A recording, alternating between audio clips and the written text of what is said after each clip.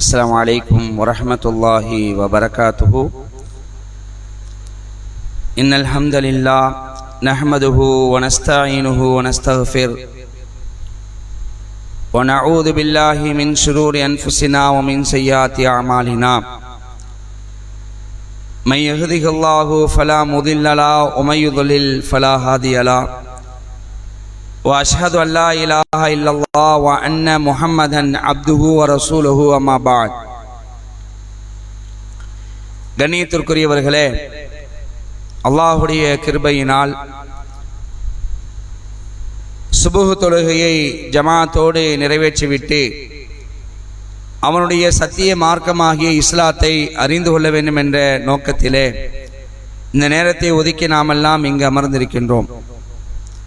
இந்த நல்ல சந்தர்ப்பத்திலே இஸ்லாத்தின் பார்வையில் குழந்தை வளர்ப்பு என்ற தலைப்பிலே தொடர்ச்சியாக நாம் செய்திகளை பார்த்து வருகிறோம். நேற்றைய தினம் இப்ராஹிம் அலைஹிஸ்ஸலாம் அவர்கள் தன்னுடைய பிள்ளைகள் விஷயத்திலே, சந்ததியினர் விஷயத்திலே எவ்வாறு அல்லாஹ்விடத்திலே துவா செய்தார்கள் என்பதை நாம் பார்த்தோம். அதே போன்று இன்றைய தினம் இஸ்மாயில் அலைஹிஸ்ஸலாம், இப்ராஹிம் நபியுடைய பிள்ளை இஸ்மாயில் அலைஹிஸ்ஸலாம் அவர்களும், அதே போன்று யாக்கூப் அலைஹிஸ்ஸலாம் அவர்களும், இன்னும் ஜக்கரியா அலைஹிஸ்ஸலாம் அவர்களும் தங்களுடைய பிள்ளைகள் விஷயத்தில், தங்களுடைய வழித்தோன்றல் விஷயத்தில் அவர்கள் எவ்வாறு பிரார்த்தனை செய்தார்கள், எப்படி நடந்து கொண்டார்கள் என்ற திருமறை குர்ஆனுடைய சில வசனங்கள் நாம் இன்னைக்கு பார்க்க இருக்கிறோம். அன்புக்குரியவர்களே, இப்ராஹிம் அலைஹிஸ்ஸலாம் அவருடைய மகன் இஸ்மாயில் அலைஹிஸ்ஸலாம் அவர்களும் வளர்ந்து நபியாகிறார்கள். அவர்களும் தன்னுடைய குடும்பத்தாரை எப்படி வழிநடத்தினார்கள். இப்ராஹிம் நபி கேட்டாங்க, ரப்பி ஹபிலி மினஸ் சாலிஹீன், இறைவா எனக்கு வழித்தோன்றலாக நல்லவரை அளிப்பாய் என்று கேட்டார்கள். அல்லாஹ் ரப்பல் ஆலமீன் அப்படியே நல்லவராகவே அழைத்தான். இஸ்மாயில் அலைஹிஸ்ஸலாம் அவர்களை பற்றி அல்லாஹ் திருமறை குர்ஆன்ல சொல்லும் பொழுது 19வது அத்தியாயம் 54, 55 ஆகிய வசனங்கள் அல்லாஹ் பேசுகிறான். ஒதுகுர் ஃபில் கிதாபி இஸ்மாயில், இஸ்மாயிலையும் இந்த வேதத்தில் நினைவு கூறுவீராக. திருமறை குர்ஆன்ல இஸ்மாயிலை என்ன செய்யுங்க, நினைவு கூறுவீராக சொல்லிட்டு அல்லாஹ் சொல்றான். அவர்களுடைய பண்பை பத்தி அல்லாஹ் சொல்லி காட்டுறான். இன்னஹு கான சாதிக்கல் வாதி வகான ரசூலன் நபியா, அவர் வாக்குறுதியில் உண்மையாளராக இருந்தார். வாக்குறுதி விஷயத்துல ரொம்ப தெளிவா இருந்தாங்க. வாக்குறுதியில் உண்மையாளராக இருந்தார், தூதராகவும் நபியாகவும் இருந்தார் என்று இஸ்மாயில் அலைஹிஸ்ஸலாம் அவர்களை பற்றி அல்லாஹ் நினைச்சான். சொல்லிட்டு அவர்கள் தன்னுடைய குடும்பத்தாருக்கு என்ன சொன்னாங்க அப்படிங்கிறத அல்லாஹ் சொல்லி காட்டுறான். வகான யஅமுர் அஹ்லஹு பிஸ்ஸலாத்தி வஸ்ஸகாத்தி, அவர் தமது குடும்பத்தாருக்கு தொழுகை மற்றும் ஜக்காத்தை நிறைவேற்றுமாறு ஏவக்கூடியவராக இருந்தார். விளங்குதா உங்களுக்கு? இஸ்மாயில் நபி தன்னுடைய குடும்பத்தாரை எப்படி ஏவுறாங்கன்னு சொன்னா, தொழுகை குறித்து ஏவுறாங்க, ஜக்காத்தை குறித்து ஏவுறாங்க. ஏன் இப்படி ஏவுனாங்க? தொழுதா மறுமையில வெற்றி பெறலாம், ஜக்காத்து கொடுத்தா மறுமையில வெற்றி பெறலாம். அப்ப இந்த செய்தி என்ன செய்யறாங்க, இஸ்மாயில் அலைஹிஸ்ஸலாம் தன்னுடைய குடும்பத்தாருக்கு அவர்கள் ஏவுனார் என்று அல்லாஹ் ரப்பல் ஆலமீன் சொல்லி சொல்றான். வகான இந்த ரப்பிஹி மருதியா, தமது இறைவனிடம் பொருந்தி கொள்ளப்பட்டவராகவும் இருந்தார். அல்லாஹ்வால் பொருந்தி கொள்ளப்பட்ட மனிதராக இருந்தார் என்று அல்லாஹ் நினைச்சான். இந்த இடத்துல இஸ்மாயில் அலைஹிஸ்ஸலாம் அவர்களை பத்தி அல்லாஹ் சொல்லி காட்டுறான். அன்புக்குரியவர்களே, அப்ப இஸ்மாயில் அலைஹிஸ்ஸலாம் தன்னுடைய குடும்பத்தாருக்கு என்ன செஞ்சிருக்கிறாங்க, சத்தியத்தை ஏவி இருக்கிறார்கள், தொழுகையை நிலைநாட்டுமாறு சொல்லியிருக்கிறார்கள், ஜக்காத்தை கொடுக்குமாறும் ஏவி இருக்கிறார்கள். அப்போ எப்படிப்பட்ட ஒரு நிலையில தன்னுடைய குடும்பத்தார்கள் விஷயத்தில் இஸ்மாயில் அலைஹிஸ்ஸலாம் இருந்தார் என்பதை இந்த வசனம் நமக்கு தெளிவுபடுத்துகிறது. அதே போன்று யாக்கூப் அலைஹிஸ்ஸலாம், உண்மையிலேயே இந்த வசனம்லாம் நம்முடைய உள்ளத்தில் ஆழமாக பதிய வேண்டும். இன்னைக்கு நாம ஏகத்துவத்தில் இருக்கிறோம், நம்முடைய பிள்ளைங்க ஏகத்துவத்தில் இருக்கிறாங்க. ஏகத்துவத்திலேயே வாழ்ந்து ஏகத்துவத்திலேயே மரணிப்பதுதான் மிகப்பெரிய வெற்றி. ஏகத்துவத்தில் வாழ்ந்து இருக்கிறோம், மரணிக்கும் போது ஏகத்துவம் வைங்கள, அது மிகப்பெரிய ஒரு தோல்வி, மிகப்பெரிய ஒரு கை சேதம். அல்லாஹ் நம்மை காப்பாற்ற வேண்டும். ஏன்னா இன்னைக்கு நம்ம பார்க்கிறோம், இந்த ஏகத்துவத்தை, இந்த நேர்வழியை அல்லாஹ் ரப்பல் ஆலமீன் அவன் நாடி விட்டான் என்று சொன்னால் நம்மளை புரட்டி விட்டுருவான். அதனால தான் அல்லாஹ்வுடைய தூதர் ஸல்லல்லாஹு அலைஹி வஸல்லம் அவர்கள் அடிக்கடி துஆ செய்தார்கள். யா முகல்லிபல் குலூப் சப்பித கல்பி அலா தீனிக், உள்ளங்களை புரட்டக்கூடியவனே என் உள்ளத்தை உன்னுடைய மார்க்கத்தில் நிலைத்திருக்க செய்வாயாக. அல்லாஹ் குர்ஆன்ல கத்து தருகிறான், ரப்பனா லா துஸிக் குலூபனா பஅத இத் ஹதைதனா வ ஹப் லனா மின் லதுன்க ரஹ்மா இன்னக அன்தல் வஹ்ஹாப். எங்கள் இறைவனே, எங்களுக்கு நேர்வழி காட்டிய பிறகு எங்கள் உள்ளங்களை தடம்புரல் செய்து விடாதே. இல்ல விளங்குதா உங்களுக்கு? மாறிடக்கூடாது, தடம் புரண்டு போய்விடக்கூடாது. கொள்கை மாறி வேற ஒரு சித்தாந்தத்தை பின்பற்றக்கூடிய நிலையில மரணித்தோம் என்று சொன்னால் மறுமையில மிகப்பெரிய ஒரு கை சேதத்தை அடையக்கூடிய நிலை ஏற்படும்.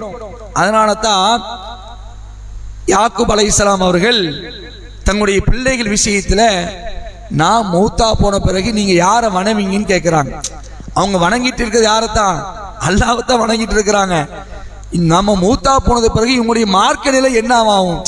நீ என்ன யோசிக்கிறாங்க பாத்தீங்களா? அல்லாஹ்வை வணங்கக்கூடிய விஷயத்தை இவங்க எப்படி இருப்பாங்க என்பதை தெளிவுபடுத்துறாங்க. அவங்க கேட்கிறாங்க, அதை அல்லாஹ் சொல்லி காட்டுறான். நேத்து பார்த்த யாக்கூபும் இப்ராஹிமும் தன்னுடைய பிள்ளைகளுக்கு வலியுறுத்தினார்கள். என்னத்தை? இஸ்லாத்தை வலியுறுத்தினால் வழங்குறோம். அந்த அடுத்த வசனத்தை பேசுறான். 2வது அத்தியாயம் 133வது வசனத்தை அல்லாஹ் பேசுறான். அம் குன்தும் ஷுஹதா இது ஹலர யாக்கூபல் மௌத், யாக்கூபுக்கு மரணம் நெருங்கிய வேளையில் நீங்கள் உடன் இருந்தீர்களா? இப்படி அல்லாஹ் கேட்கிறான். யாக்கூபுக்கு மரணம் நெருங்கக்கூடிய அந்த வேளையில நீங்க உடன் இருந்தீர்களா? என்ன நடந்துச்சுன்னு அல்லாஹ் சொல்லி காட்டுறான். அப்போ அல்லாஹ் அடுத்து பேசுறான், இது காலலி பனி, யாக்கூப் தம் புதல்வர்களிடம், தன்னுடைய மக்களிடம், மா தஅபுதூன மின் பஅதி, எனக்கு பின்னர் நீங்கள் யாரை வணங்குவீர்கள்? இப்ப வணங்கிட்டு இருக்கிறது அல்லாஹ் தான்.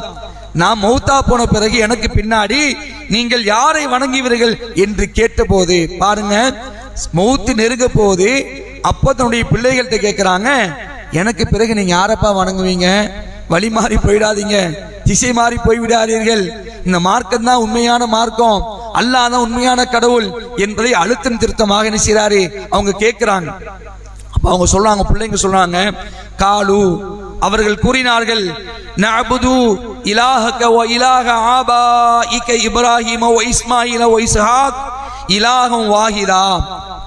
தன்னுடைய தந்தையிட்ட சொல்றாங்க, உமது இறைவனும் உமது முன்னோர்களான இப்ராஹிம், இஸ்மாயில், இஸ்ஹாக் ஆகியோரது இறைவனுமாகிய ஒரே இறைவனைத்தான் நாங்கள் வணங்குவோம் அப்படின்னு அடிச்சு கொடுக்குறாங்க.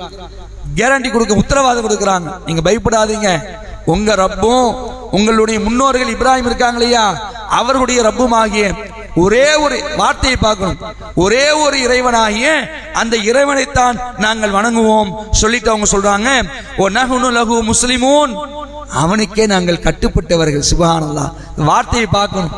மௌத்தா போகக்கூடிய நிலையில தன்னுடைய தந்தை இருக்கிறாரு, தன்னுடைய தந்தை இடத்துல பிள்ளைகள் சொல்கிறார்கள், பாப்பா நீங்க கவலைப்படாதீங்க, நாங்க அல்லாஹ்வை தான் வணங்குவோம், அவனை தவிர யாரையும் வணங்க மாட்டோம். சும்மா வணங்குறது மட்டுமில்ல, நாங்க அவனுக்கு கட்டுப்பட்டவர்கள், அந்த இறைவனுக்கு என்ன செய்வோம்? கட்டுப்பட்டு நடக்கக்கூடியவங்களா இருக்கும்.